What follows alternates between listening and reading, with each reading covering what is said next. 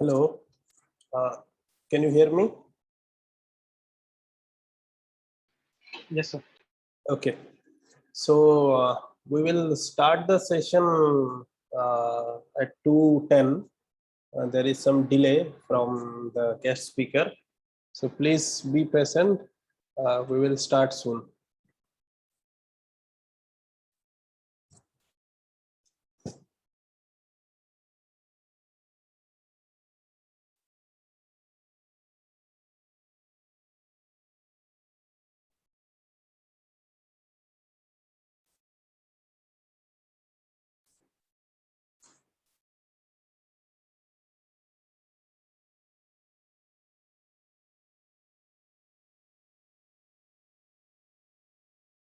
Yeah, anybody has any questions? Yeah, Ashok Kumar, anything you want to ask?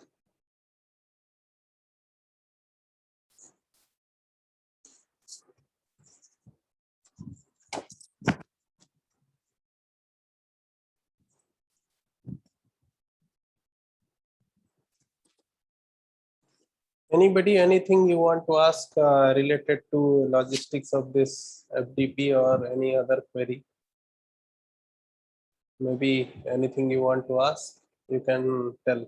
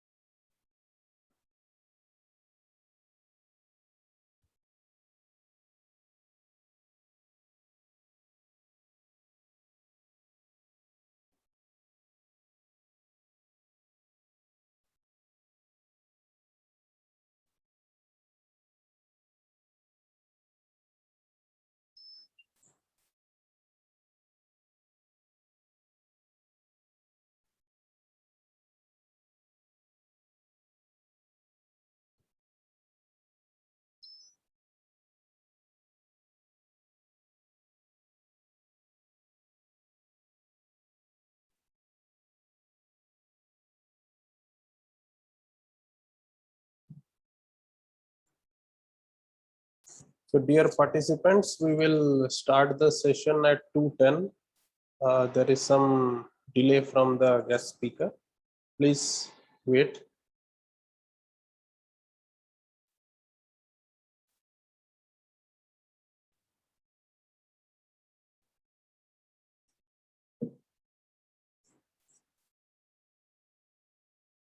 So after this session, we have a session on stress management, and that is a compulsory course we need to conduct as the guideline as per the guidelines of AICTE. And tomorrow and day after tomorrow, we will have another 6 sessions, and in the last session we will have one exam. Okay, so it is compulsory for all of you to attend the exam and get at least 60% marks. If you will not score 60% mark, at least you will not get certificate. Okay, so therefore attend the exam as well as score 60% of the marks, and the questions will be based on whatever covered by the speakers. So whatever the speakers has covered, based on that we will ask a few questions. It will be objective type questions only. You need to choose the correct option, and once you choose the correct option, you will get the marks. There is no negative marking, so feel free to choose the option, but you have to choose the correct option, at least 60% of marks. So maybe I will conduct the quiz for maybe 20 or 30 marks. So accordingly, you need to either score 12 or 18. Any questions related to the FDP or any suggestions? Anybody?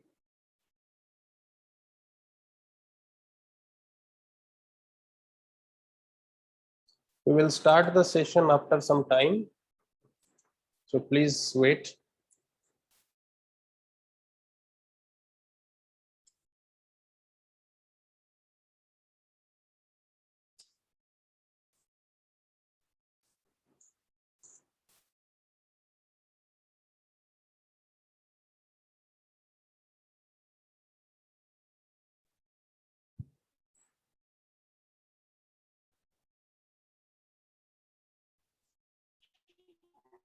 Excuse me, sir. Yes. Sir, my name is Monica Chri from Dr. Ambedkar Institute of Technology, sir. I have one question, sir. Actually, it's my doubt. Is stream cipher is difficult than block cipher? Most of the papers, what I saw is on block ciphers. I have that. Yeah, it is not difficult. Like you cannot compare. Both have different applications. So yeah, so stream ciphers we generally use for where we need one bit at every instance of time, and block cipher, it takes one block at a time and then it encrypts. So both have different applications. Whenever we need any random number generations, maybe at that time you can use this stream ciphers. And about your block cipher, we generally use this for encryption. Again, stream ciphers also, there are different advantage and disadvantage, and also block ciphers also. But it is you cannot compare which one is difficult and which one is easy. So only difference is that a lot of mathematical operations are involved in this public key cryptography, where you need we generally do not use it for encryption purpose. So what do? We first share a key using public key encryption, and then we use this block cipher to encrypt a block of messages. That's what we do. General practice we do. Okay, sir. I have selected that cryptography as my research work. So I'm planning to develop a stream cipher algorithm using random number generator block. So it was my question. It was my question from one of the expertise in the panel. How do you generate? It is a vast field. The suggestion was like that only. It will be difficult for you. So that's why. No. Nowadays, yeah, basically, if you will go stream cipher designs, the number of applications are limited. So that's why, but it's not like that. It is limited. Still, people are working on stream ciphers also. So yeah, have you started working on this, or just you? I presented. It's actually yes. It's not working, sir. I'm about to start. Okay, So about to start. Okay. collecting all this. Yeah, I'm collecting all this. I've qualified by one of my university entrance of PhD entrance. So there they ask for presentation, no sir. So that time they ask. Okay. So you can take. So I think many people gave some talk. So you choose anything that is interested to you, and few more also people are going to deliver. It's not that you work on stream cipher. You can choose other areas also. I think 6 or 7 talks we have already finished, and another 7 we are going to do. So you listen to the talk, then you decide, see the papers of the speakers, what they spoke and what they have researched. Then you can work on this directly. Don't choose, do a literature survey, and then you start working on that. That is what I will suggest. Okay, sir. Yeah. Thank you, sir. Thank you. Thank you so much.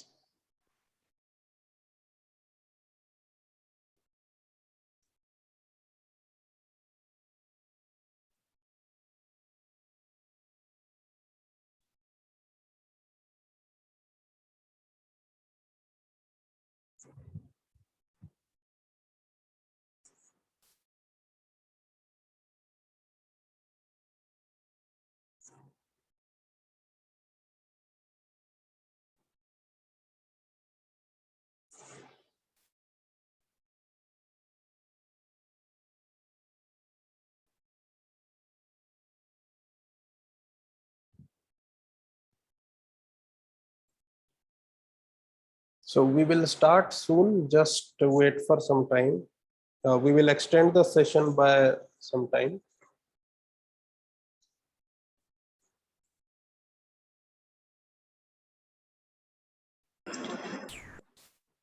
Yeah, good afternoon, everyone. Good afternoon, Sanjit. Sorry, actually, Yeah. Okay. Okay. actually, there is a one paper that is in 28th VLSI design, and that is happening. So, actually, they scheduled now. Actually, okay. So anyhow, I completed my presentation. I'm joining from that. Actually, Okay, sir. Okay, sir. Okay. Yeah. I was thinking that GMT plus 2 actually, that is not GMT full 5:30. So somewhere timing issues. Okay. Okay. I thought of it is after 4:30. Okay. Anyhow, I'll take over here onwards. Okay. Yeah. Okay, Yes. sir. Okay. Okay. Okay, sir. Yeah. Yeah. I hope now everybody able to hear me clearly. Yeah. You are audible, sir. Yeah. Okay. You will share the screen, sir. Right? Yeah, I'm sharing. One second. I'm just yeah. sharing. Okay. I made you co-host also. You can share the screen. Yes. 1 minute.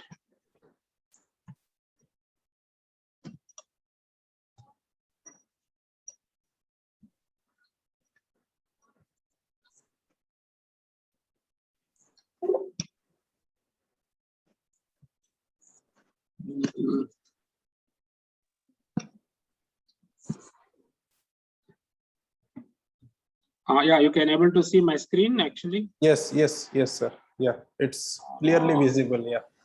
Okay. Okay, sir. Fine. Yeah. So before proceeding, I want to know that how many of you are there with a slight hardware knowledge. Okay, because whatever I'm talking, it should not be something is beyond your scope. Okay, so I would like to know that how many of you have some fair knowledge on hardware. Essentially, whatever the talk I'm going to talk here is it's more towards the little VLSI point of view, the challenges that VLSI industry is facing. With respect to the security aspect that I'm going to cover. Yes, you can type in the chat box. 1 second, I will also.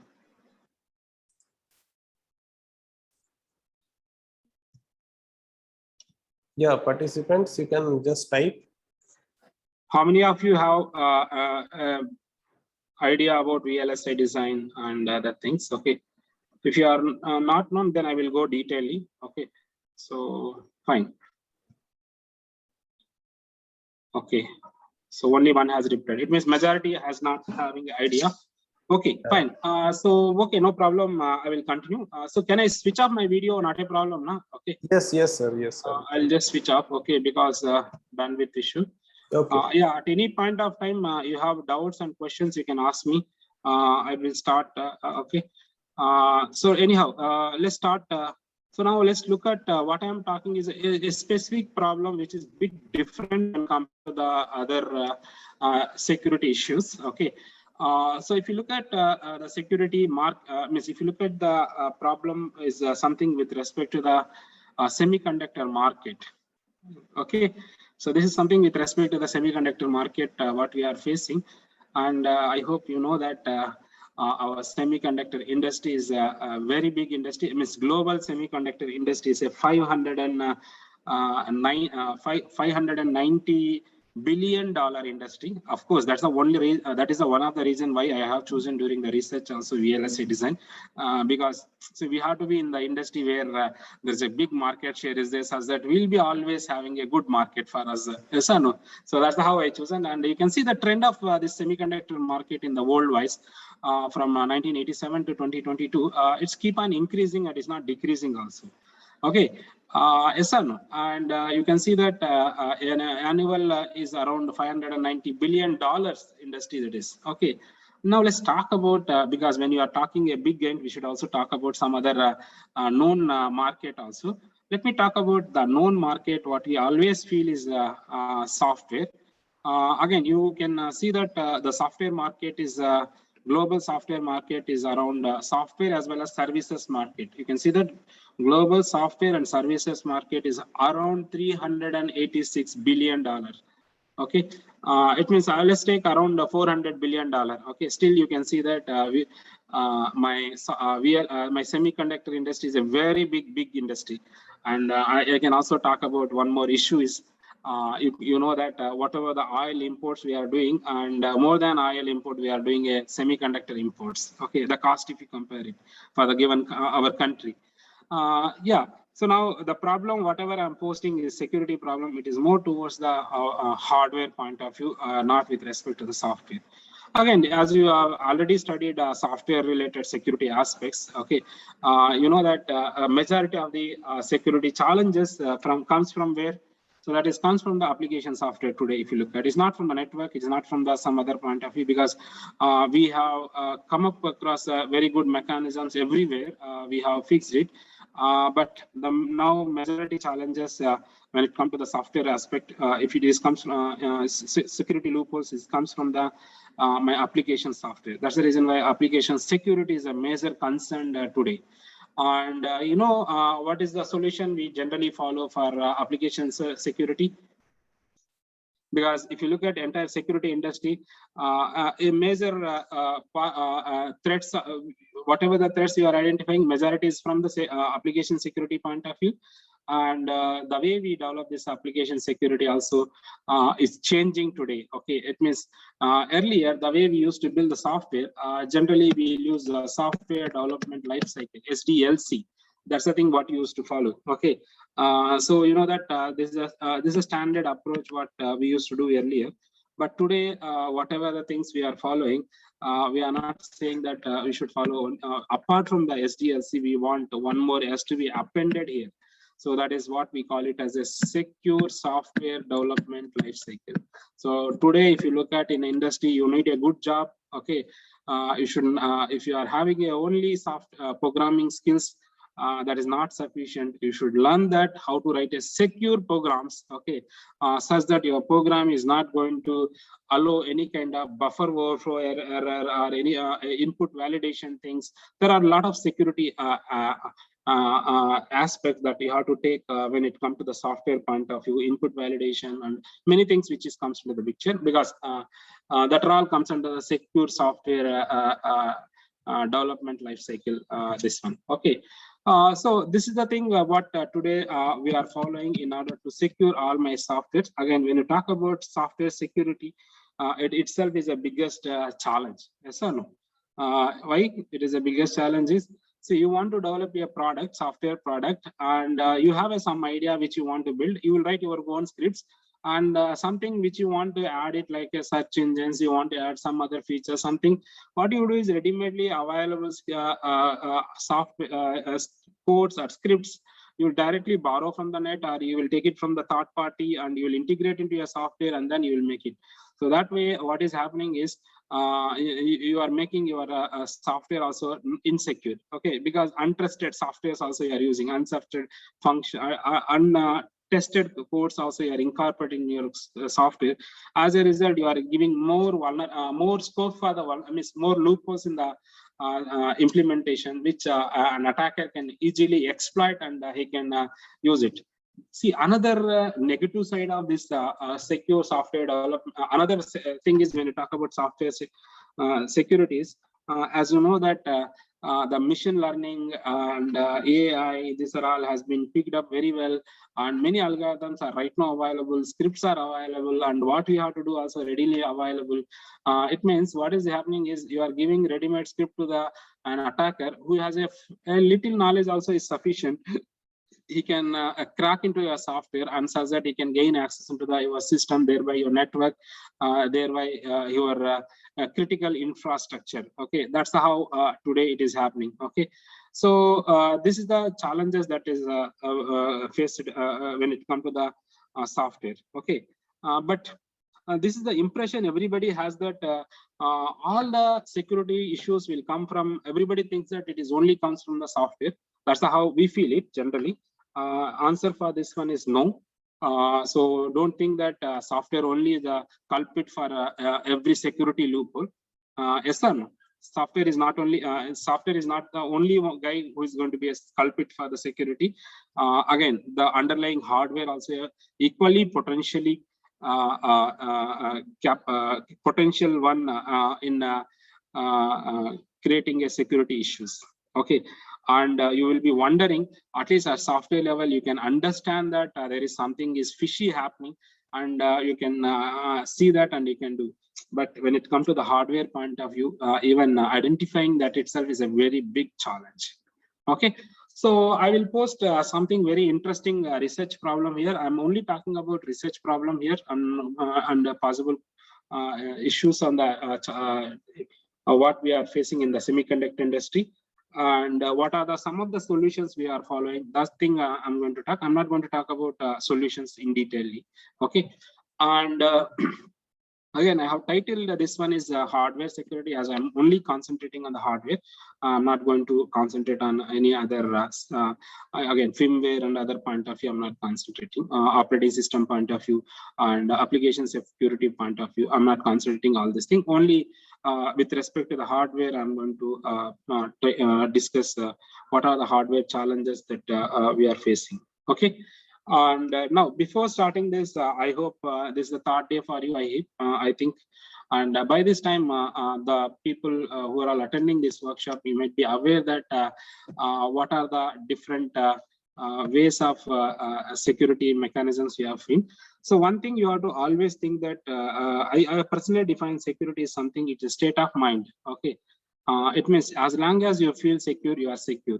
The moment you started feeling that insecure, you are insecure. That's the way we have to call it. Even you have a very good network, you have a very good things. See, even you, as you know, that natural calamity itself is a security threat. Do you agree or not? Natural calamity is a security threat, and somebody like a terrorist coming in an aircraft and hitting the building itself is a security threat.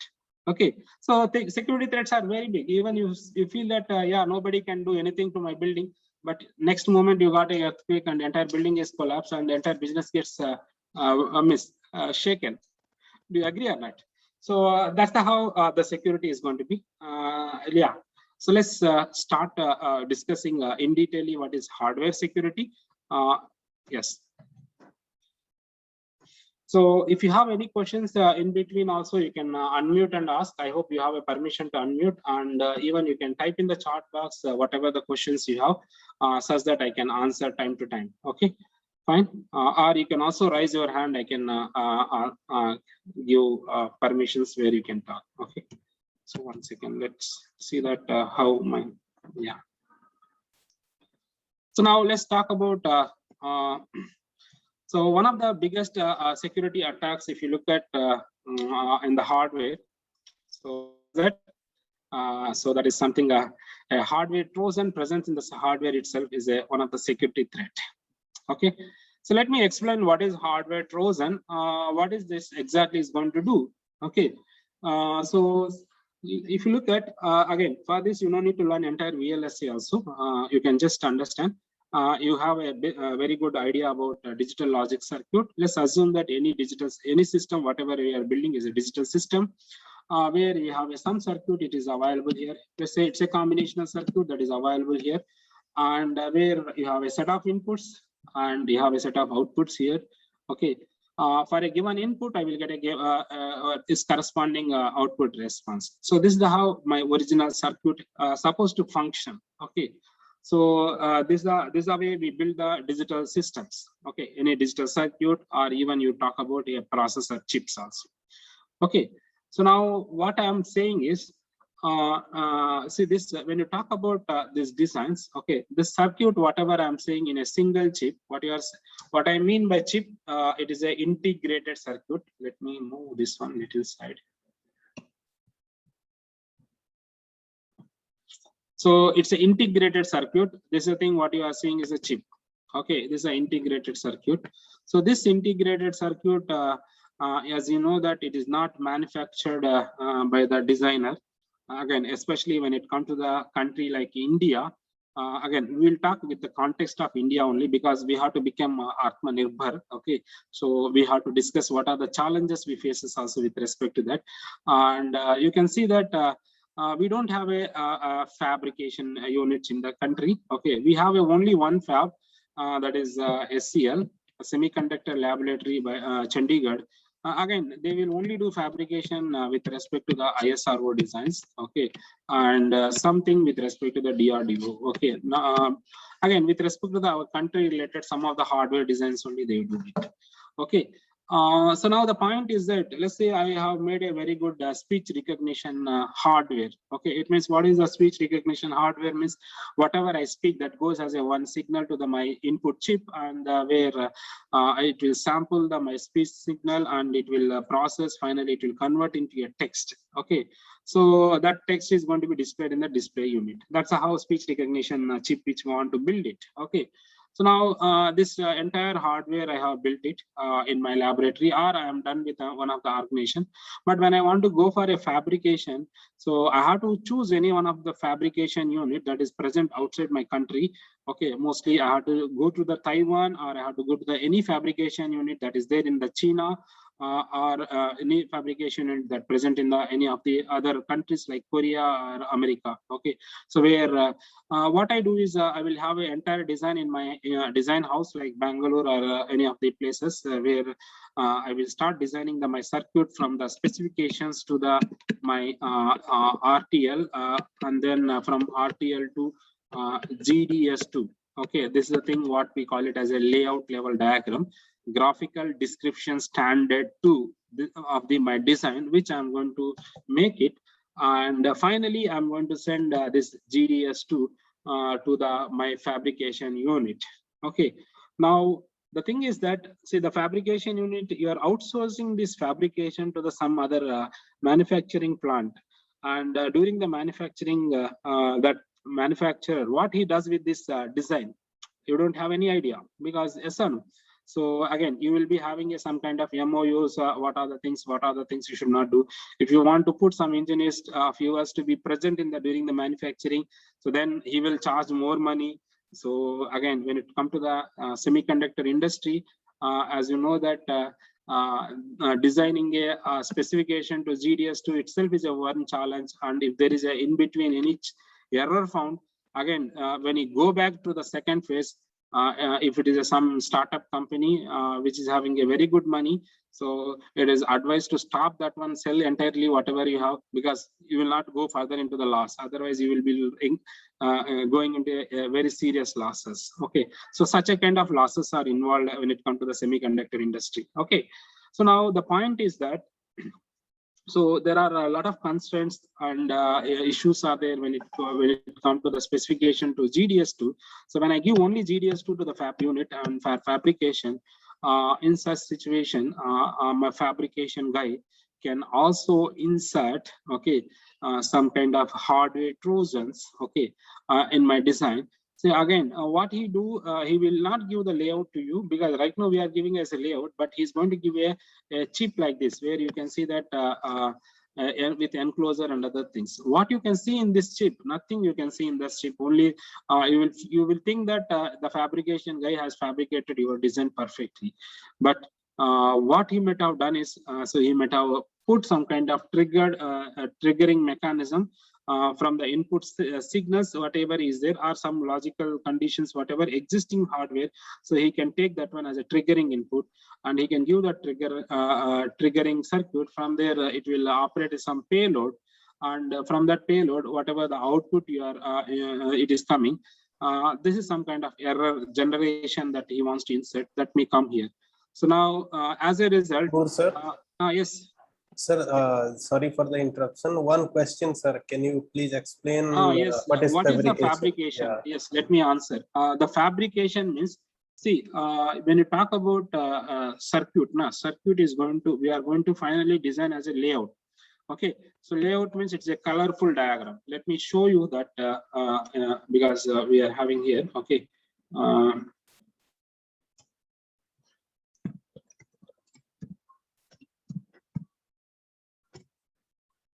So this is the layout. Okay, you can also see this is the layout diagram which I am going to build. Whatever you are seeing colorful diagrams, these are all the layout diagrams.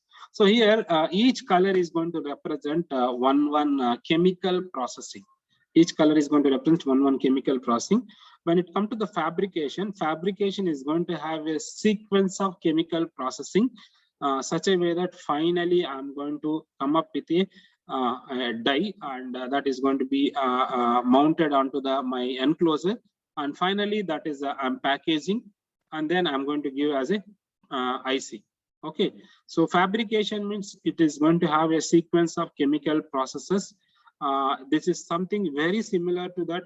You can also understand if you look at the earlier photography technique where you use the camera and where there will be a film will be there, and your projection will be captured into the film, and that film will be taken, and that film will be they will go and process in some liquids. Finally they will generate a photo. Yes, sir.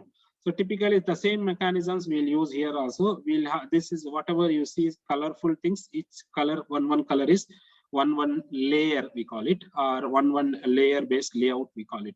Okay, this is the film which I will use, and I will expose to the UV rays, and then I will have some kind of because of UV passes, it is going to have some impact on my semiconductor material that I have taken, and then I'm going to wash that one by using a etching process like hydrofluoric acid, something like that. Finally, I'm going to create whatever the layout based marking you have done, the similar impression I'm going to make it on this my semiconductor material. Now it is going to act as my transistor, that is a switch, what we call it, or AND gate, OR gate, XOR gate, like that. Okay, and you can see that this is a very simple circuit that is related to the XOR gate. Whatever you can see here, this is the thing. In A and B, and similarly XOR gate design, you can also see that. So you can see that one color here is going to be one. The blue one is a metal, and the red one is a polysilicon, is a material which we supposed to use, and green is going to be an active diffusion region N+, and there is a brown, it's a P+ diffusion region, and there is a N well, like that. There is a names are there which will have a certain chemical properties, and where around 20 to 30 sequence of chemical processings which I supposed to do in order to make my chip. Okay, in the fabrication unit. This is the thing what we call it as a fabrication. Is it clear? Did I answer your question clearly? Good. Please feel free to ask questions. I will answer. Okay. Yeah. So now the thing is, see, when he is doing this many process, it may not take even one day. It will take few days, okay, or few weeks it will take, okay. And who is going to be there to watch whether he has inserted something or not? Nobody have any idea. Yes or no? So because we are outsourcing this entirely to the fabrication engineer, fabrication unit. So now suppose they don't like us, or they don't like us, our company also. So they can insert this kind of trusses, and the moment I fabricate, I take this one. So again, testing, who is going to do whatever the chip I have? See that the tester equipments also, it's very costly. Please understand, whatever the fabricated chip you are having, this testing of this chip also, it's a NP hard problem. Please understand, in computer science point of view, it is a NP hard problem. Okay. Again, what do you mean by why I'm calling NP hard problem is, it's not important. See, let's take a 2 input AND gates. 2 input AND gates where A and B, and output is going to be out. So if you take, so what is the exhaustive testing? You call it 0, 0, 0, 1, 1, 0, 1, 1. So based on that, you will see that what is the output response. So 0, 0, 0, 1. So this is the exhaustive testing what we do it. But if you look at your processor, which is going to have around totally 380 pins plus will be there. Okay, around the 200 plus is going to be input pins. Okay, so now just imagine each pin is going to be having a logic 0 and logic 1, 2 to the power of 200. If you start testing this one, it's going to be a very computationally intensive problem. Okay, testing of exhaustively your chip is going to be a computationally intensive task, and essentially we call it as a NP hard problem. Okay, and yeah, for that reason only we have some other mechanisms. So that is something what we call it as in order to reduce this one, the entire computer science concepts is applied here, where we have come up with a some kind of algorithmic approach where we are reducing the test vectors that I have to test it. So and we call that is design for testability. It means I'm making a design such a way that I can comprehensively test that one. Okay, so that's the thing I am doing. So now as a designer who sits in the Bangalore, I have this circuit. I will build the DFT only for this one. Okay, but what is happening is in the fabrication unit, so there is a small circuit is inserted by the one of the fabrication engineer. Okay, maybe he's angry with the fab unit guy where they are not promoting him timely, or he's unhappy with the organization, the way they have talked, or with his boss, something like that, or they are not following some proper rules also. So such kind of frustrated guy will, if somebody is there, he can insert some small circuit and he can make. So now what is the impact here is, so now this circuit is not tested by this guy, but this circuit is inserted by this guy. Now this circuit testing, he will insert such a way that when it is testing that one by tester equipment, this circuit will not be captured. Okay, and only some scenarios only it can be captured. That way he may be inserted. Okay, so in that case, whatever the design chip, it may go to the market, and then it go to the customer. And some customer has given input which will trigger this one. So definitely that the output is going to go wrong. Assume that that is there in the car, which is automatic car, and where he's supposed to apply a brake, but it is going to do something malfunctioning. So entire crash will go into the crash. Okay, so such a danger is involved. Okay, so this is the one of the thing hardware-based trojans somebody can insert, which may cause mission failures. So for these reasons only, you see that our organizations, whatever the security critical organizations like ISRO, DRDO, any design you take it. So though the fabrication technology they are having is only 180 micron technology, okay, and even 130 they are working on it, and certain level designs are there. When it comes to the digital, analog they have even lesser technologies also available on 65 nanometer. But you see that a standard semiconductor chip, whatever you are using in the processor, mobile phones, you may be knowing that it is a 45 nanometer. Okay, so that's the difference. Okay, so this is the one of the hardware attack that may happen on our chip. So now the question is how I can detect this kind of hardware trojans. Okay, so this is one of the biggest problem. Okay, again, since again there is one experiment done by this University of Florida, and they have put all those details where they inserted a trojan in the chip, and how it is going to be works, and how it is going to be triggers. So that also they have demonstrated. I will share this PPT. You can also read entire article here.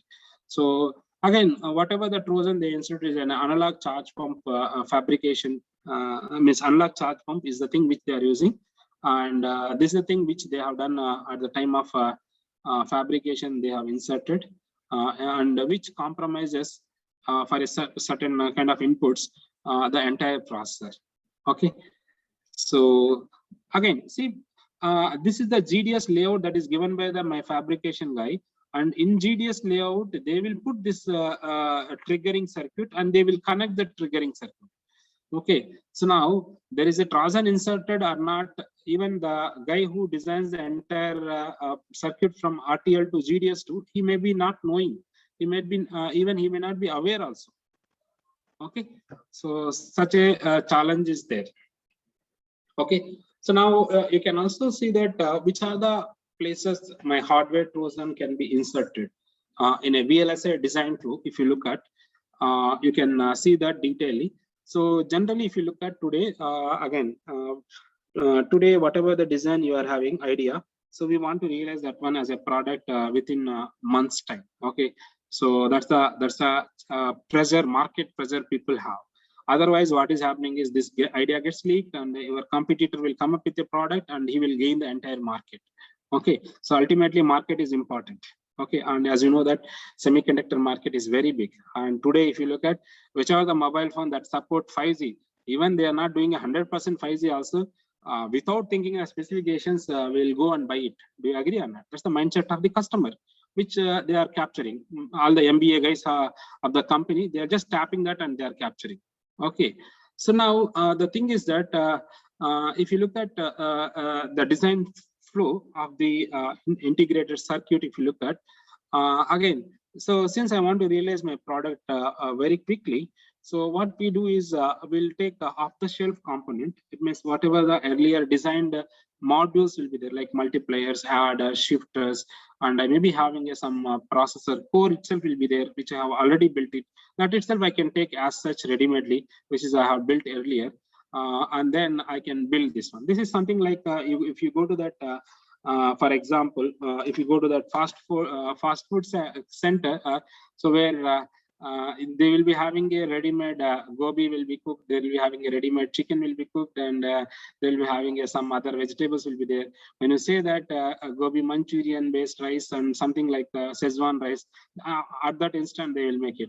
Means that's the way, same way here also off-the-shelf design components like memory blocks or RAM blocks, RAM blocks, ROM blocks, and even DSP blocks. DSP blocks means like comparators or even some kind of specialized vector processing hardwares.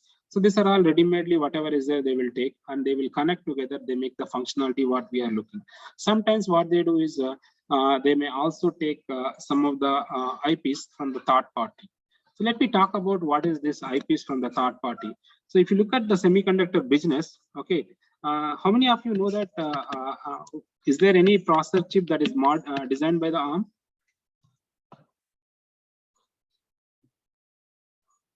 I hope you heard ARM.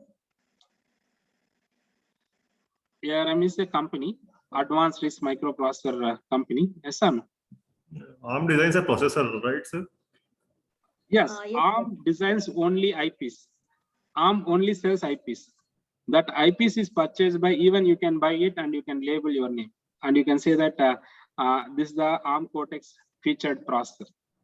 Essentially, ARM only use the IPs. And many companies, they use the ARM IPs. That's how you can see that your Xilinx is going to have an ARM IP. You can also take the thing is what is you call it some other NXP. NXP use many of the ARM IPs. Okay, you talk about networks point of view. Many of the network hardware components ready-madely we are taking from the ARM. Okay, essentially ARM is a. See, if you look at go and see that ARM business, they only do IP design. They are not going to go beyond this one. They have done this one only. So everybody buys these IPs. And these IPs they are going to integrate in their designs, okay, and they will generate a layout that is a GDS2, and they will send it to the fabrication. This is how it is happens. So like that, there are many IP design companies are available in the market. If you go to Bangalore, you will come across these are the IP design companies will be there. Especially ARM is the one in that category.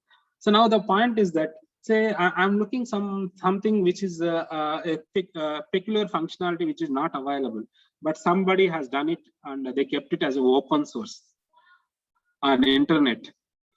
Yes or no? So what I will do is because I will just ready-madely I will, because it is kept in open source, I can as such I can take it, that IP. Yes or no? So I'm taking and I may be integrating without testing, or I will test it only functionality point of view. And because I have to detailedly understand what he has written, what way he has done all these things. But when he has done that one and he kept that IP itself in the public, we don't know. He may be inserted some kind of trojans in that, some kind of functionalities also. Yes or no? This is something logical conditions that I am going to keep in the hardware, which will cause some kind of malfunction. Yes or no? So if you want to verify and if you are using that one, it means what you are doing, your design itself is compromised initially itself because of the third party IP. So this is the one thing. So this is a one potential source of threat you can get it. Okay. Similarly, when it comes to the RTL design, okay, there is a possibility that somebody can also introduce at that time again in the design team. So that we have to identify. So if you look at from RTL, again, register transfer level design, we call it, means how my data is going to be moved in my hardware. That is the thing which is described here. And then we'll have a Verilog modeling or VHDL modeling, and then we do verification, and we'll convert into a gate level netlist, and then we'll convert into a transistor level netlist. And that's the thing what we do in a design houses. Most of the design houses will do this one. Okay. And some of the people, some of the companies will start here and they will end here. So if you look at some of the Bangalore-based companies, they will start here and they will end here itself. Some of the companies, they start here, they will end here. Some of the companies start here and they will end up to this. So now the thing is that the next one, whatever they are doing, that is something which is costly affair, where we need to have a sophisticated tools and hardware mechanisms and specialized manpower is needed, who can understand design for testability, inserts that and verifies the designs, and who can make it. So where that is the thing what we call it is a back-end design. Okay, so we have some of the companies in the Bangalore who starts from here and who ends from here. There are some companies who will do from starting to end till this point also. Okay, so you can see that what they do is whatever the netlist they are getting, that they are going to place and route, and they will do the layout versus schematic. Means whatever the English language I have written, its equivalent layout I'm going to generate, colorful diagram, whatever you have seen, blue color, orange color, all these things. And now I'm going to verify that my English statement is equivalent to this one or not. And then I will do some kind of circuit functionality verification. And finally, I will generate a GDS2. So that's it, they will end. So this layout, which I'm going to give it to the fabrication engineer. And if you look at most of the Bangalore-based companies, whatever you see, they start from here, they may end from here, they may start from here, they may end, and they may come from here to here. Okay, but ultimately, when it comes to the fabrication, they have to give it to the outside. Okay, so that's the thing where they are going to give it to the foundry, where they do the sequence of chemical processings, and finally they will come up with a chip, and then we'll do the chip verification, packaging, and then finally we'll deploy this one to the customer. So now, if you look at the sources of Trojan hardware insertions, so one thing from the third party, what you are using, so you should have a mechanism to identify is there any possibility of Trojans is possible in the hardware. That verification I have to do at that level itself. Or I can the Trojans can be inserted here. See, the Trojans that is inserted at this level, it's very challenging to detect. So where I have to use some kind of image processing algorithms, okay, and with respect to by using some kind of machine learning mechanisms. So then only I can edit, because the thing what I am working, it is only a colorful diagram. Okay, so where each color I have to miss a set of colors which I have to look as a one component. That's how I have to think about it. Okay, so see, whatever the attacks that is happening in this phase is very challenging to detect. You got it? It's very challenging to detect. So, and then assume that if you are not identified, your chip is manufactured without with Trojan, and even you are not aware, even the foundry guy is not aware, but foundry engineer who has inserted that guy is not is aware of it. So the moment you ship into the market, your whatever the name you are having, you will be losing entire name. Yes, sir? Your revenue will lose. So that similar to that, whatever that thing happened now. So just see, Nestle is only having a Maggi as a one product, and they have quite 100+ other products also. Just because of the Maggi, the entire revenue of their whatever the share value, that is 7,000 something was there, it come down to around 1,000 rupees, less than that also, 30 rupees something it came. Okay, so that's a reputation impact will be there. Okay, so this is the one of the biggest threat that semiconductor industry is facing, and very challenging to detect this one. There are some techniques are available which we have to follow it. So in order to detect this kind of hardware inserted Trojans. Again, don't think that the Trojans can be inserted only in the chip level. Not only that, even when you go for a PCB, so even in the PCB manufacturer, he may insert the Trojan. Do you agree or not? He may also insert a Trojan in the PCB manufacturing time also. So we have to have an idea what are the things using, what is a component. Again, it's ultimately a trust-based manufacturing we have to follow here in order to design a chip. Okay. So mostly this kind of hardware Trojans can be introduced from the untrusted foundries, and again, especially that is a thing during the fabrication process, they will do this one. So this is a fabrication process where they can insert this Trojan. Again, if you are not written the test cases to detect this Trojan, then it will be unidentified and it will be untested. Finally, you are making that IC and you are building a circuit and you are also shipping to the market. Our customer buys and he may be using that. Okay, so sometimes these Trojans may be it's a spying kind of circuit also. It means what exactly it is going to spy. It means what is the activity. For example, there is an audio channel that comes here, audio data, binary information, it collects and it may transmit to the some other guy. Okay, something what exactly your operations you are performing, those things it can collect, it can transmit to the some other hardware element. So those kind of things are possible when it comes to the this kind of Trojan hardware-based Trojans. Okay. Yeah, this is the one problem. Any questions on this? So, sir, during the fabrication part, this Trojan insertion is a known insertion or is an unknown insertion? Like whatever we are giving layout, that will be fabricated, right? Yeah, only we'll see. The point is, I will give the layout like this, sir. So now I'm in impression that that manufacturer will manufacture this layout only, but we don't know. He may be adding additional circuit. He will take the inputs of this one and he may create something. So and finally he gives as a chip, so that I cannot even detect. And he will not show that what is the man. He will show that this is the thing what you have given, the same thing I manufactured. Okay. When the fabrication, always the process variations happens. Yeah, that is another challenge. Process variation is something. See, due to process variation, my chip may also have some challenges. It may not. It will malfunction. It may work. It may not work also. Some place where I want this wire. This blue line is a wire. So that sometimes it will be thinly disconnected. In that case, that chip may not be working. That is always it is there.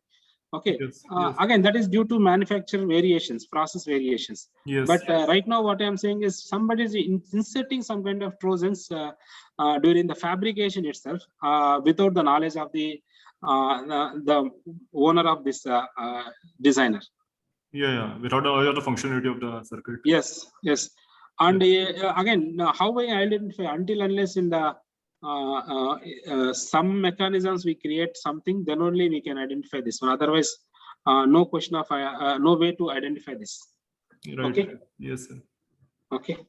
And again, there are some techniques people are saying where some reverse engineering approaches we can use and we can identify is there some Trojans are there. Again, certain level only we can identify that.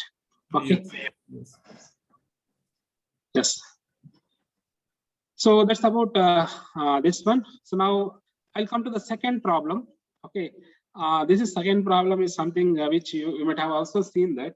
So I have designed a circuit and I ordered only 20 copies of that circuit. Okay. That's the thing I say. Okay. But what is he is going to do is manufacturer. He will manufacture 100 copies. He gives 20 and rest of the 80, he will sell it in a block market. Okay. As a result, what is happening is, okay, see, I have spent entire energy and now entire money and manpower, everything. I designed the circuit. It's not an ordinary thing. And when I go for a manufacturing, due to cost constraints, I have gone for a certain number, or let's say this chip itself is going to be this thing, and where the manufacturing guy, OEM, original chip manufacturer guy, he manufactures without the knowledge of the designers. and he sells in a black market. Okay, so this is a very common, and that's the thing. You can see that Intel chip, the same Intel chip with same label, everything, every pin diagram, everything will be there. So Intel chip comes around 12,000 to 15,000 rupees, but the same chip also you will see in the market is around 4,000 to 5,000 rupees. And people simply say that some country name, and this product is from this country, like that they will say. I don't want to tell. Okay, yeah. So that's how people label this product is like this country-based products. Okay, low standard, like that they will define it. So how that low standard product is designed is because of this one.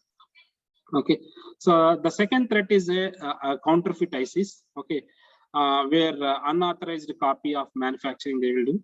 Okay, and they will not conform to the original chip manufacturer design, and they will model, and they will also see, in order to make some small variation, they will add additionally some more pins, like ground pins, VGD pins internally, or they will add some additional layout, which will not do anything also, but still they will sell this is the chip of the same 32-bit RISC processor or 64-bit RISC processor, like that they may be doing. Okay, and not produced by the OCM. Again, whatever the chips that are there, it is not produced by the OCM. It is produced by the unauthorized contractors will be doing. Okay, and sometimes what they do is again this fabrication guys. Okay, see, as you know that this chip fabrication is a sequence of chemical processes. Okay, and in that case there are some faults may occur. There are certain faults will be there in certain cases only. Something you might have seen that Pentium 2 bug. Pentium 2 bug is somewhere in the 12th floating point fractional point error. Yes or no? So but some of the cases they don't need even go for that much accuracy. Na? So in such case, selling that kind of chip is not a manufacture. This is the thing what they're thinking. So selling that kind of products where some other places where they don't even use a floating point operations. So they will also put that kind of defective products in a chip and they will sell it.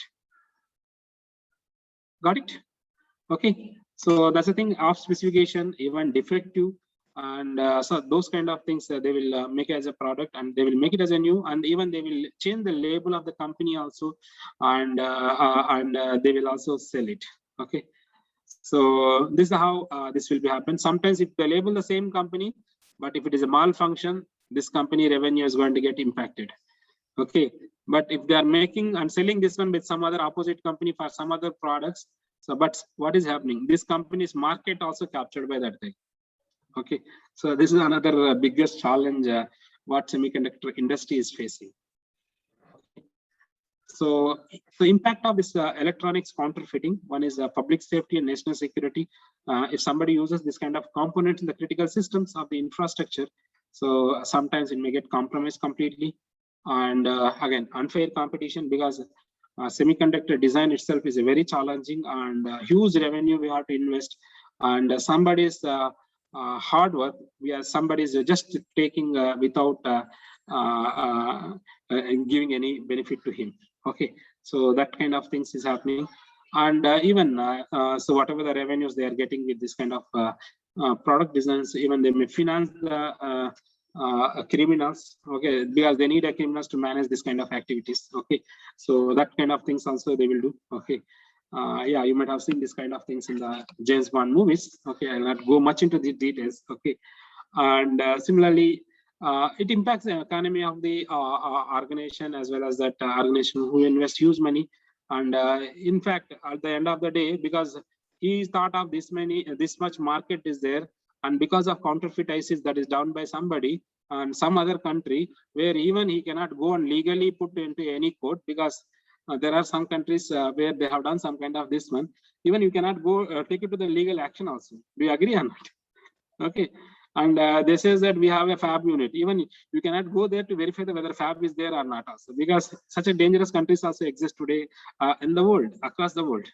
Okay, so as what will happen, he will lose the economy, as a result impact the job creation, employment, other things also. These are some of the losses. And you see that what kind of ICs they will do this counterfeit is, you can see that market for the each ICs. Analog IC, if you look at industrial market, it is 14%. Automotive, it is 17%. And consumer market, 21%. Wireless market, 29%. So like that you can see. And you can see that compute market, 85% when it comes to the microprocessor. Memory IPs here, 53%. Okay, so just imagine impact is going to be very high even if it touches few components in this top hierarchy.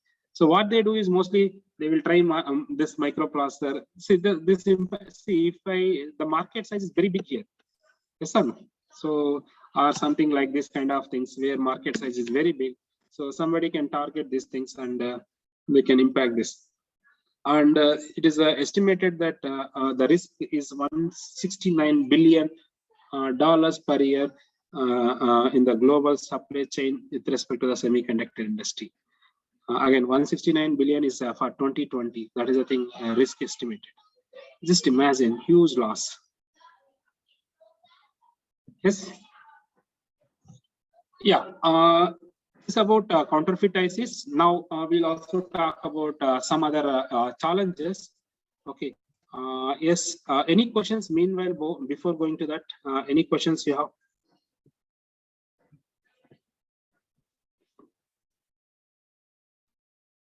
Now let's look into the other things. Okay, other attacks. See, somebody physically buys the IC. Okay, and he will do the physical attack on that. He will take the probes. He will open the enclosure. He will take the ICs, and he will do some kind of test vectors. He will do reverse engineering. Okay, so he will do some kind of physical attacks on the ICs, and he will verify. So what is going to happen? What is the thing? And this one he is based on this. He will plan his attack onto some of the hardware. So this is something what we call it as physical attack. And the other thing is side channel attack. Okay, I will talk detailedly with respect to the side channel attacks subsequently. And next one is fault injection. External, anybody can inject the fault into the circuit, and they can see that what is the output, and from that they can understand that what kind of security mechanism they are using. And if they are using certain kind of security mechanism, how to crack it also. That guessing also they can do when it comes to this fault injection point of view. And yes, majority of the fabs today, again, I'm saying that malicious fabs, fab means fabrication units, they do reverse engineering and by using some of the partners, and they will identify what is the layout of this one. And then from that, they will do some additional changes in that, and they will manufacture and they will sell it in the market. So that's how you will get many chips which is of low cost, and even you will think that it is infeasible to design such a product for that much cost, but that is coming today. You can see in the market. And similarly, they will also design a fake parts, and they can also sell it in the market to impact the business of the other guys. So these are some of the security issues are there. I'll talk about two major things, that is side channel, and another one is going to be how to protect some of the attacks that is given by the attacker. Okay. Again, if you look at today, the security of my hardware is very challenging. The reason why security of a hardware is very challenging is today we are building the system on chip. It means on a single chip, I am making an entire system implementation, even including firmware, BIOS, and RAM, ROM, and all the IOs. I'm building that. That's the state we reach today, and where the chip itself is going to have tens of billion transistors. Okay, and again, this entire design is not done by the one designer, and it is going to be done by the several teams involved in that. Again, what that other team has done, what this team, even they cannot even identify, they cannot even guess also. Okay, such a challenge is there. Okay, and very importantly, so when it comes to this one, there are we need a designs that should be designed very quickly. That is design turnaround time we need within months we want to have, or within weeks we want to fabricate. And as a result, what we do is whatever the existing IPs what I have and additional IPs, I will take it ready-madely from the others, and I will integrate and make a chip. Okay, so because I want to meet aggressive times to market, and as a result, okay, so even the IP what I have chosen, there is a possibility that Trojan may come, some security loophole may come, and yeah. So as a result, even my entire chip may get compromised, which we even the manufacturer, the guy who designs this one, he may not be aware also. And if you look at the possible attacks on the hardware, these are the different possible attacks on the hardware. One is hardware Trojan insertion. It means malicious modification of the design by adversaries, and were inserted by a rogue employee of the design house or foundry, and where it can do some kind of denial service, or even it may do some kind of information leakage also it can perform. Okay, so which they may be doing intentionally, okay, in order to do these two things, DOS as well as information leakage. And again, even information leakage were created by intentionally by third party IP vendor, where he induced unintentionally by where he may be induced intentionally, or he may be doing by unintentionally by the use of some CAD tools, because the design is done with using some of the CAD tools.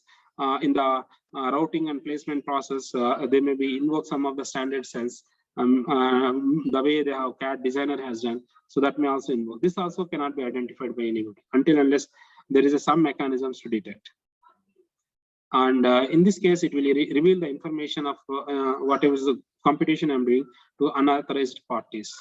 Okay, and you can also see that fault injection, where it can inject the power and clock glitches or temperature variations. Okay, so these are the things which is possible on the chip, and from that they can also get some keys. Violation of confidentiality, integrity, and coming to that side channel. Side channel is some kind of attack where they will not do any kind of modification to chip. They will not insert anything in the chip, but they will listen to the chip behavior, physical behavior. From that, they will guess the secret key. Again, even authorized user can do this one. Okay, so that's another challenge here. And exploitation and testing, debugging infrastructure. So this in this point also there is a possibility of insertion of some kind of threat attacks like this. So temperature variation is something that is natural to an IC, because let's hope with the static power dissipation, the lower technology nodes results in much of the temperature, like heat dissipation, temperature variation. So how can we say it's an injection? Actually, see, the point is, I'll tell you. So temperature variations. See, again, if you look at the majorly, a chip is going to have two types of temperatures. Okay, so one is going to be a static temperature. That is, even if you turn on, because of no input is feeded, so whatever the power consumption it is there, and that is a that will be having a certain heat dissipation. Okay, so that is the thing. What it is generates as a heat on the chip. Okay, Yes. this is static power consumption related. Yes. There is a something what I call it as a dynamic. Okay. Yeah. So let me talk about, see, today, if you look at why I'm not able to design a processor chip greater than 3.4 gigahertz or 3.6 gigahertz, the reason is dynamic power. So dynamic power chokes very, I mean, this is a majority of the power consumption as well as heat dissipation happen because of the dynamic power. And so, see, I can design a chip with 9 gigahertz also, but the point is that my semiconductor will not able to tolerate that heat dissipation. It may burn out. Correct. Okay, so the major source here is it means the kind of test input I am feeding to the chip, such that I can see that what kind of behavior it is happening, what kind of heat dissipation. From that heat dissipation also, variation also, we can guess something. Okay. Got it? Sir? So intentionally, like your chip is having higher switching frequency that results in a higher dissipation. So intentionally, is it like that? It's not. Here is fault injection. What I am saying is fault injection means, see, for example, fault this in this context. I'm talking in this fault injection context. What is the thing is, I have a chip. Okay. Yeah. So let's say there is a test vector which is going to give 1010. Let's say 8-bit, which is of sequence of 1010. So this generates a more heat. Correct. Yeah. So Yes. now what I will do, I will create a loop and I will feed this kind of input repeatedly for a longer period. what is going to happen is Yeah, high dynamic power. my chip Yes, is yes. going to keep on generating his at a given point of time. It will burn out also. Correct. Okay. And it means in a ATM machine, I have some kind of input. I have an option for this one. I can burn out the chip person. Yeah. And some security lock I can burn it. Right, understood, sir. It's intentionally varying the temperature. Yes. Yes, sir. And you can clearly, the moment you know the internal circuit, I can clearly tell which input vector is going to give what temperature Correct. when it comes to the logical gates. Yes, sir. Okay, so that I can use as a basis, and with that I can do. Yeah, got it. Yeah. Thank you, sir. Okay, yes, sir. Yeah, so this is the whole spectrum of challenges are there, and yeah, there is a huge scope for doing a good research in this area, and many people are working on it. And we started working on 2 problems in this. Okay, and our solutions are a bit different from the existing solutions, but we have done that work. We have written, but there is some more additional things which we have to do. So that's the reason why we are not published yet. But I'm not covering that. But I'm telling the research problems what we are working on it. Okay, so let me move on. Okay. Yeah. Now I'll not talk much on this because in the interest of time. What is the time now? Okay, let's say.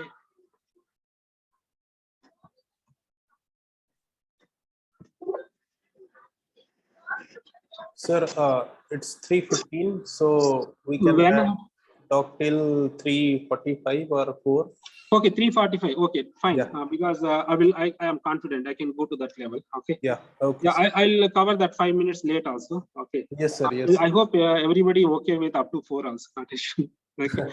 Yes, So sir. you ask more questions, I'll be very happy. Yeah. Yes, sir. So now let's see that if you look at, so this is the security along SOC design life cycle. Now what I am saying is, when it comes to the software, you are saying that secure software development life cycle. That's the thing today industry is following. And you know, in a secure software development life cycle, so though you automate everything, still there is an expert has to review the code line by line when it comes to the application security. So this is still there. And that guy will be paid hugely, heavily. Okay, he's the most experienced guy sitting in the team. Okay. So now on the same lines, there is a security along the SOC design life cycle, which we have to put. So it means at the specification level, so we have to have a risk assessment. So which defines that what are the assets there is a possibly attacked by the attacker. He can use that one as a threat model in my circuit that I can identify. So what are the threat model he may follow if he uses this component? And what is the advisory for that? And what is the security policy I supposed to follow in the design of this one? And how I can verify this one? That also I have to put it. Okay. So, and then security architecture and policies where we have to, whatever the things we have decided, how I am going to make it at the hardware level, because this is the idea level and this is a functionality level. Ultimately, that functionality is related in terms of Verilog modeling or in the circuit level, that is a gate level modeling. So that when I do, what is the threat modeling? What kind of architecture it is there? And what kind of support for this kind of security that is available, I can make use of, or what are the additional things I can put it inside so that I can use it. And even we can review the architecture level security policy, whatever we thought of and how it is implemented, that we can also verify it, such that after fabrication chip, how I can capture something is there inside. Okay. And then pre-silicon security verification, again, where we are going to have a threat modeling, design review, and security verifications. Again, against the attacks of the different stages. Okay, the process that we can do. So this is the some of the things which we have to do in order to secure our designs. So from here to this one, that is still we get a GDS2. GDS2, what we call it as a pre-silicon, because we have not even gone for a silicon design. These are all something which I do by using a software, some computer aided design software that I'm using and I'm building. So what way I can build in my design? So those things we can take care here. And finally, how I can validate whatever the policies we have inserted here, that are all how we can validate it here. After the fabrication of the chip, it means now I will get a chip, whatever the things I have done here, and that I'm going to again, how I can test it so that I can verify it. So that's a post-silicon security verification, where fuzzy test and negative test and penetration test, there are different types of testing which they will do here. Okay, so this is how they will build a secure system on chip development. And again, so don't think that see, you have done everything here that is sufficient to identify that. But as you see that majority of the source of security threat is come from this one. That is going to be from fabrication point of view. So that's the thing. You can see that at the fabrication level. So again, you may have a security threat that is IP piracy. Again, somebody say IP piracy means so now I paid him. I say I pay money to this arm. I will buy a IP. So now, whatever I purchased IP, I will say that this will I will use only 5,000 copies of IPs only I will use, and for that only I will pay money. But I will be using some 20,000. Okay, and even I may alter something such that I can reuse this one. So that again, in that case, what is happening? I'm impacting the IP business of some of the companies, and similarly, untrusted IP and even CAP tools are potentially. They may insert some kind of trojans and even system integrated. So this is the level, and coming to the production level, overproduction. Okay, though original chip manufacturer has ordered this many copies, but production unit will produce so many copies. Okay, and they will sell out. So this one something you can also observe when you go to the some of the fabrication unit. Again, mechanical component, something fabrication unit, where they will melt the iron and they do something. In that case, you can see that. Okay, so he will not produce one; he will produce multiple things, and he will sell it in another market. It means now whatever your design is going to be, he is selling right royally with other guys. Okay, and even out of specifications related things and defective tampering. All these things, this is another threat. And yeah, at assembly level, when it comes to this overproduction, out of specs, okay, defective tampering can be done. So this is assembly level, and even distributor level where they can do counterfeit ICs, they can sell also tampering of the defective IPs. Okay, even they do the side channel attack, they'll understand what kind of chip they are building and what is the key they are having. So that also they can guess the key. And they can use the product, and they can have attack some banking related algorithm what they are using. Okay, and from that they can get this one, and even they can do the reverse engineering of the entire layout, and they can manufacture that product and they can sell it also. Okay, so this is another thing, and similarly even recycled, remarked, out of specs, defective. These are all even they will make it and they will sell it to the product. They will sell it as such, and even sometimes the end of life also. Some company thinks that this is the end of life, but still they will sell that products. Essentially, if you look at, I need something dual core that came in 2004. First dual core chip I got it, but my motherboard is supposed that chip, but I don't have that chip IC itself, microprocessor IC. But if you look at some of the market, they will also sell that this is available. But if you go to Intel website, they will say that we don't have any ICs like that. They will also give the disclaimer, don't the ICs that are there in the market. Again, there is no ICs also available. That kind of disclaimer. But if you go to some of the market, something like Rich Street kind of thing in Chennai, they may sell that ICs also. Okay. So what we have to think is we have to protect our IPs, intellectual property, and we have to protect our assets, hardware assets, whatever we are using, designing, and we should also protect our supply chain. Okay. So now I will give one example how we can protect the IP. That is what is there in the literature, what is the technique they follow. So that we'll do. So one solution is go for a hardware watermarking. It means creating a unique fingerprint for your hardware such that you can verify that proof of your IP ownership. Okay, you can verify the proof of IP ownership. This is one of the technique which you can follow. And yeah, this cannot be used in to prevent IP over use, IP piracy, and IC overproduction. This cannot be used. Again, the thing is that if you use the same way, I can do it. But if he tampers this one, you cannot claim that this is going to be my IC. Okay, so this solution cannot be possible. Have a solution for this one. But what we have proposed, it will counter all the three things also. That's a solution what we have right now with us. Okay. Yeah, I will talk about existing solutions. Similarly, see, I'm going to create some kind of fingerprint or key something which I'm going to insert into my hardware such a way that my malicious foundry guy cannot able to detect by using some kind of advanced image processing technique. Because why I'm saying image processing is, see, whatever the design I do, that is something like this layout. And in this layout, where is the key I have inserted that is proprietary, that makes my design is a proprietary to the hardware, he can guess that one. So by looking this one, I can say that there's a 2-input NAND gate, XOR gate. I can see that. And the same way that fabrication guy is designing so many designs, he can, by looking this, he can tell that what kind of design it is. And if it is some alteration is there, what he will do, he will remove those connections and he will make this one, he will add something, and we will say that this is a proprietary of his own design. Okay, this is a way they will tamper the intellectual property of the somebody companies. Okay, so by using some kind of image processing and machine learning algorithms.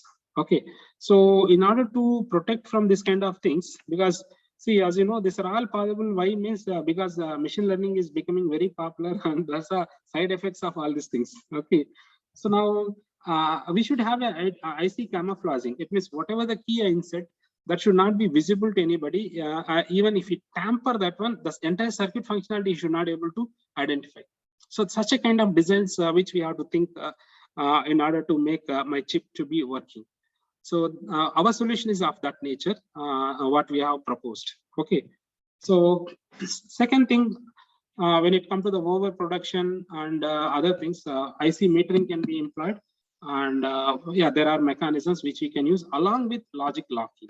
I'll talk about logic locking because this entire things can be covered with the help of logic locking. And another thing is somebody do split manufacturing. Again, this is another biggest problem. Split manufacturing. Sometimes what will happen is I will fabricate up to the layers die level. After that, whatever is there, few things I will take it to the another fab where I will do it. Okay. Again, this will happen in the semiconductor industry. When you talk about around 26 layers you are having, top 9 layers or top 13 layers on the above. This is something with respect to the interconnects, wires related. Okay. So sometimes they will outsource this wire to the other fab and basic design to the another one fab. So when you go for this split manufacturing, even the root cost for this one will be more. But in that case, certain level of we can because he cannot guess now. So this is done by somebody, that is done by somebody. Even if he put something, it is not going to be it may not be. Trojan may not be work also. Okay, but the going for a split manufacturing cost will be higher than the conventional manufacturing, and other challenges will come. Okay, and again, for all this thing, logic locking is one of the good solution. One can follow it. What is this logic locking means? The way you do in the hardware, in order to send your message, where you use the key. And that key you are going to, by using that key, you are going to generate a ciphertext. The same way, in the hardware, I'm going to insert some kind of key with the key inputs. And that one I'm going to give it to the fabrication guy, and where he will fabricate. Tomorrow, whenever I will give that key input, I will verify it, and whether it is giving some functionality. From that, I can prove that this is the IP belongs to me. Okay, so this is how typically we'll do. Okay. So where a secret key can be inserted, and only whenever I give the secret key, that then at that time only that chip can be unlocked. That means that is going to function correctly, and that's how it is going to be. And even this will resistant to the different attacks also. Whatever logic locking is resistant to the different attack. Again, whatever the solution we are proposed. We have come up with a very good solution, because I'm also talking about here different attacks. Means I hope you might have heard meltdown. How many of you heard meltdown attack? Again, this is something with respect to the hardware. So what is this meltdown attack is? This is something if you recollect your computer architecture, where I will have a branch history table. Yes, sir. High performance instruction delivery. When you talk about that one, where I will have a branch history table as well as tag my targeted address I will store. Yes, sir. So that can be tampered, and that is been tampered, and from that we can identify what is the key that is running in my process with respect to some of the banking related things. So that's the thing what is demonstrated in the meltdown. Okay, meltdown attack. You can Google and find it. Now we have a 100% solution for this meltdown. What we have proposed it. Okay, and yeah, that is one of the BTech student has done this work, and where we have come up with some solutions for the meltdown attacks also. Okay. So now let's talk about, I'll just give the simple thing, concepts, that is logic locking, because logic locking is one of the potential solution for many of the security issues, whatever I have told. Okay. Again, I'm covering only literature based things here. Okay. So as you know that we'll only give the layout, and that is going to be fabricated by the offshore foundry. This is how it is going to be happening. And yes, so now the point is that my untrusted foundry can insert any kind of threats, maybe at IFC piracy, counterfeit IC, Trojan can be done by this guy. So in order to detect, what I will do is I will have a circuit. Let's take, I'll show the example. So let's say my circuit is this one.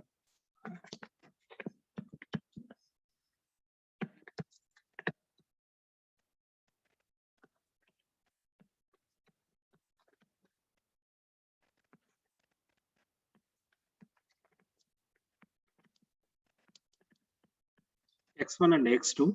So my circuit is like this. So now what is the thing is my X1, X2, I have a Y1 and Y2. Okay, so now just see that 0, 0, 0, 1, 1, 0, 1, 1. This is the thing what I will feed here. So now what is the thing 0, 0 means this is going to be, so this is the AND gate. Okay. So Y2 is the AND gate output. Yes or no? So AND gate output means this is all zeros and 1, and this Y1 is going to be, this is going to be 1, 1, 1 and 0. Yes or no? This is the thing what I need to get output. So now what I am doing is I'm also inserting a key here. So this is the key which I'm inserting, the way you do in cryptography, other things, the way there is a key, that same way I will insert a key. By using a XOR gate. XOR is a gate which is going to have a property. If you have a XOR gate, one input is going to be X. Okay. So another input, if it is a 0, so what you will get, this X bar you will get. Now X you will get. And if it is a 1, what you will get? You get a 0. So this functionality, XOR peculiar functionality is there. What is happening? When I feed here 0, what is going to happen XOR? It will have a, let's take X dot 0 bar plus 0 dot X bar. So anyhow, this is 0, I will get a X. If I give 0, output is going to be X. If I give 1, output is going to be X bar. Yes or no? That's the thing what I get, complement here. Okay, the same way here. So when I'm inserting a key here. Okay, so now let's take based on my key, this functionality is also varies. Okay, so now if I want a correct functionality, let's take KA1 I'm keeping here. KA1 I'm keeping here. So what is the correct functionality I want? Let's say this is X. So I want this X to be appear here. So X to be appear at the here means, so I supposed to have K1 supposed to be 0. So whenever I give K1 is 0, then only the X will come here, then only correct functionality happens. So in that case, K1 supposed to be 0, 0, 0. Okay, so now this is the correct functionality. Now what will happen if K1 is going to be 1, 4 ones, if, okay, because 4 combinations. If you look at in this case, so let's take again 0, 0, 0, 1, 1, 0, 1, 1. So what is going to happen? So whatever is that I'm having here, it is going to be complemented. Again, it is going to be complemented. Essentially, you will get 0, 0, 0, 1. Exactly opposite of functionality you are getting. Got it? Yes or no? Similarly, if you take a K2, K2 is the another key which is belongs to Y. So if I want this is, let's say this is going to be M, the same M functionality I supposed to want here. Okay, so I supposed to give K2 supposed to be 0. So that's the thing, I will give all zeros here. So I will get a K2 functionality. Whenever I give K2 is going to be 1, 1, 4 ones. So what is the output I will get here? So whatever is there, that is going to be complemented now. 1, 1, 1, 1. That means just see that exactly opposite version I'm going to get. So this concept is called logic locking. This kind of things, again, I'm just demonstrating with a simple circuit. But when you talk about a processor kind of things, so where different parts I will use, and I will insert this kind of key there, and I will feed some input for that. So when I give my input as well as this key inputs, so with respect to this and with respect to the key, so it will produce some response. So based on that, I say that this circuit is my proprietary. Again, the thing is, I can also prove this one in the court of law, because this circuit I intentionally put in order to protect my intellectual property. Okay, so this way, a logic, this is something what we call it as a logic locking. I'm locking my entire design with certain logic, and where if until unless I give the correct key, it is not going to operate correctly. If I give wrong key, it is going to give the wrong result. Okay, so this is the one mechanism which we typically follow. Yes, any questions here?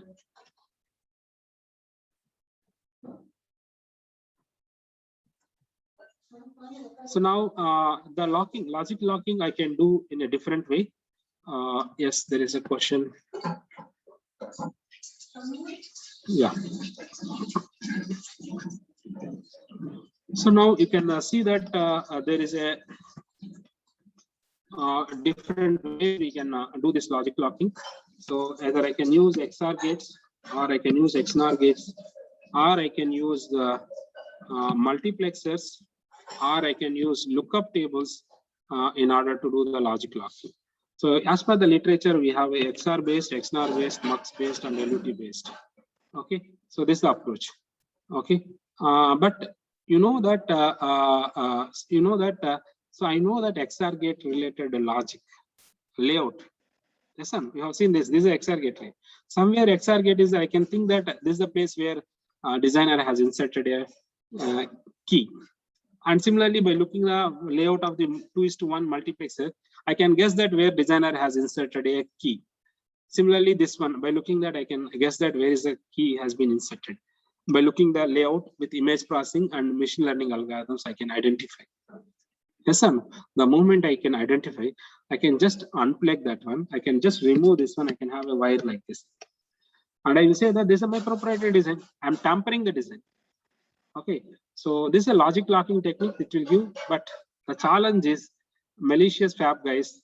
Okay, they were removing this one, and instead of that, they are putting their own keys, their own mechanisms, and they are claiming that they are proprietary. Still have a threat here. Okay, so all the existing designs are of this kind of natures only. Okay, because they use the standard components in the design, and based on that they are building. But our approaches, whatever we are using, we are not using this kind of approaches. We are going below one level and below above level. That's how we are building our designs, and as a result, we are securing our designs. Okay. Any question here?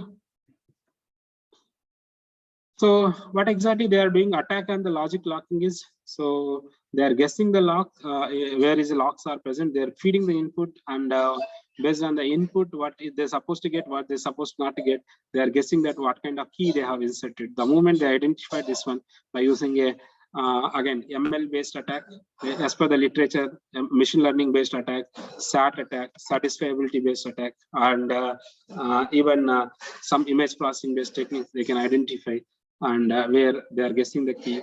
Once the moment they come to know that key, they are removing the key and they are putting their own things, and they claim that this is their own circuitry. Okay, see that how they are doing this kind of attacks. So this is a challenge that still entire community is facing, and we need a good solution in order to overcome this kind of attacks. Yes, any questions? Yes, any questions on the logic locking part?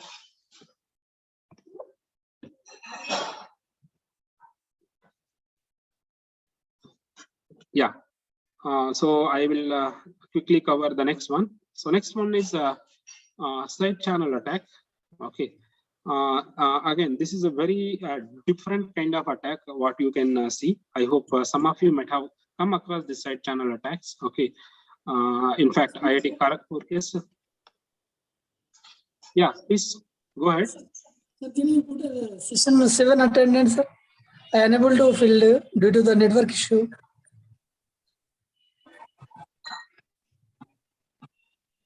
Sir, Okay, please mute. I will share. Sir, Okay, Noor thank you. sir, you please Thank you. continue. thank you.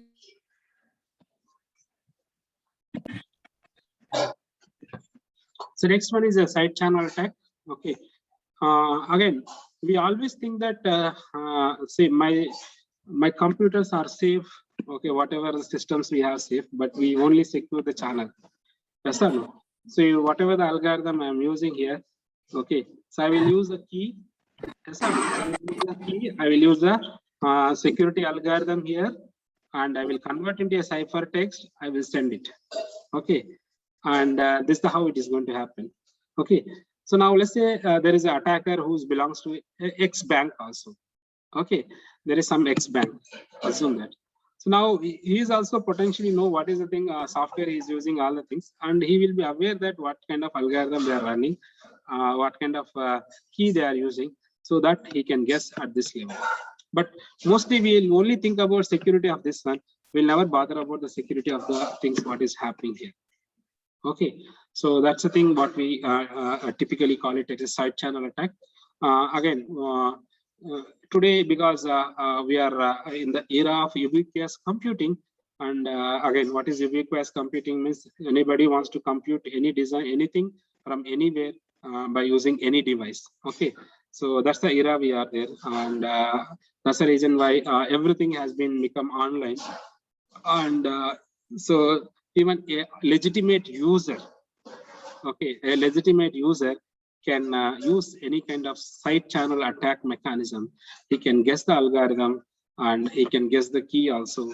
And from there, he can also do any kind of attacks. Okay. So this is a thing when it comes to the side channel attacks, this is the issue. So what is the side channel attack when it comes to that? So now, don't think that threat is only at the channel level. The threat is also there at the device level, whatever you are using, where my user is there, or even this at this device level. So this it means everything I need to be secure, then only I can do it. So that's how it is going to be. Okay. So this one you can also understand from that security point of view. Even if I know the session tokens, okay, and some of the cookies related information, I can hack the sessions of my secure banking transactions. Yes, sir. You might have seen some of the case studies which is reported in the newspapers. Okay, the same thing here. Okay, the same thing is going to be happening in the hardware point of view also. So again, if you look at that types of attacks, when it comes to here, there is one is active attacks, passive attacks, are invasive, non-invasive attacks are there. When it comes to the active, where I'm going to participate and conclude based on the inputs and outputs, and passive, where I will observe and infer. Okay, that's how we do. Invasive, where I will open and I will queue the test probes and I will see the output. Okay, so that is the thing what we call it as a invasive. So that's the thing we'll do in this. In case of invasive, I will have a wire. Every wire I will pump the test vector. I will take the output. Okay, semi-invasive, where I will open the package, and from that I will with no contact, I'm going to do this one. Again, there are some mechanisms also available for this. Non-invasive, without modification, I'm going to do that non-invasive way approach. So when you talk about side channel is something which is a passive type and is a non-invasive kind of attack. And where I'm not going to do any modification, I'm not going to do any kind of wires, anything I'm going to put it. I'll just listen to that, and I can see that.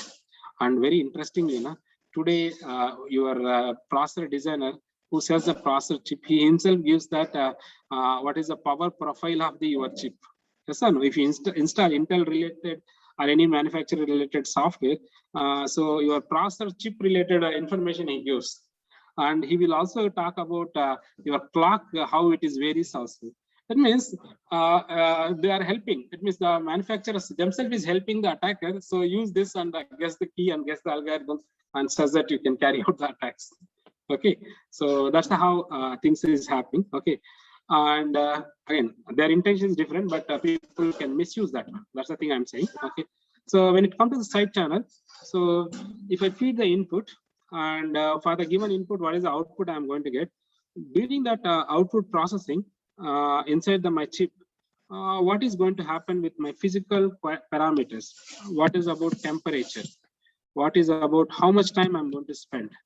Okay, so based on that, I can guess what is the key they are using, what is the size of the key, and I can also guess what is the algorithm they are using. Okay, so we will do some kind of cryptographic analysis which I can perform. From that, we can understand the algorithm as well as we can understand the key that they are going to use. And even I can intentionally give the wrong key, and I can also guess the some part of the key. Finally, I can reconstruct the entire key also what he's using. So this is the thing what we call it as a side channel attack. So now root cause for this side channel attack, what is this? Root cause is because if you look at your semiconductor manufacturing, you will take each component as a component wise and you will do it. And each component will have a different electrical characteristics. Okay, and when you build the entire chip, when you run something, it will have a different behaviors for different input. So it means that itself is giving a hint to my attacker. So how you can use and how you can infer the what kind of algorithm, what kind of key that is going to be given. Okay, so this is the one of the biggest challenge. Okay, yeah, we have come up with a solution where at a very fundamental level solution which we have given for this one, and yeah, which I have submitted a proposal to the ISR for this with respect to this. Okay. Yeah, even we have a attacks which is a passive types. Okay, where we can see that execution times for different inputs, different combinations, what is happening, and that way also we can guess. Okay, and even we can guess that what is the power and electromagnetic radiations that is happening from the chip. So based on that, we can come to know, we can guess the key as well as the algorithm that is used.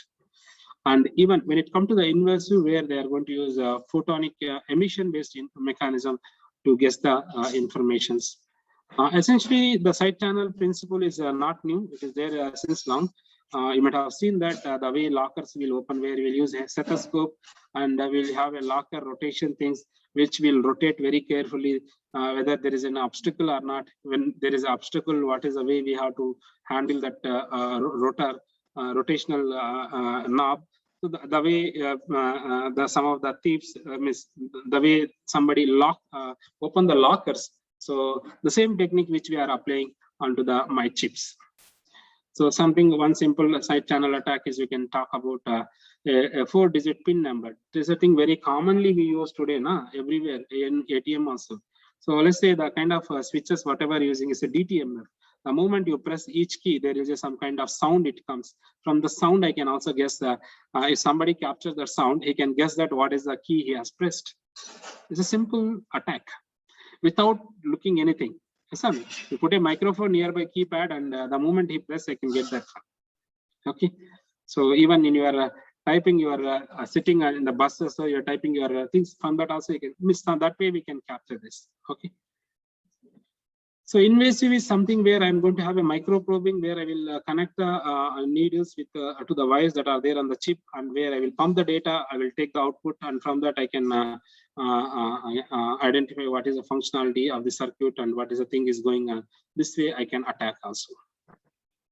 Okay, so this invasive is a passive base where micro probing, and same thing invasive where I will have a different kind of inputs which will feed, and based on the errors also I can get the attacks.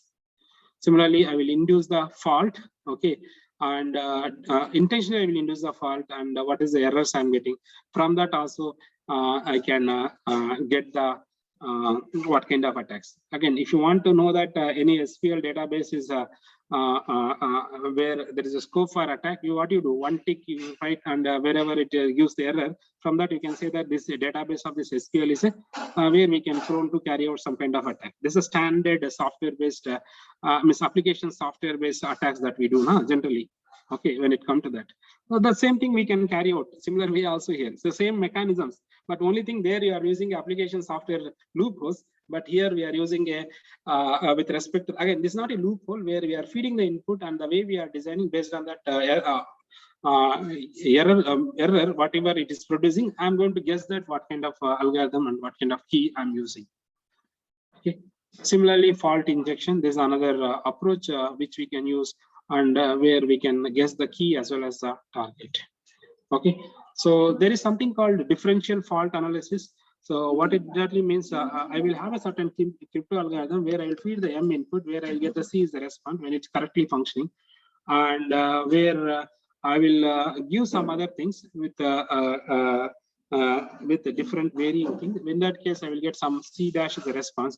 Now, unless this C and C dash with respect to my M and input, so in that case, I can guess that what is the key that I am going to have.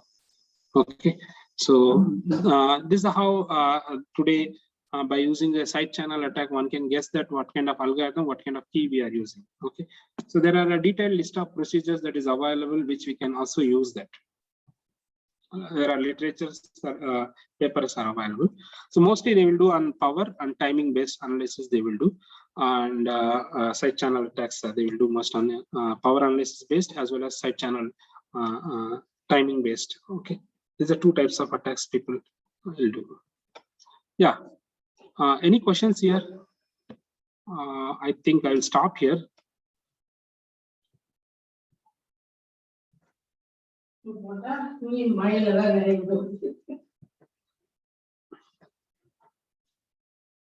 Yes, any questions? Yeah, participants, anybody, any question? I hope you are able to follow it, whatever the things I have presented. Yes, sir, it is a nice talk on hardware security. Yes. Any questions you have? I think you can type in the chat box also.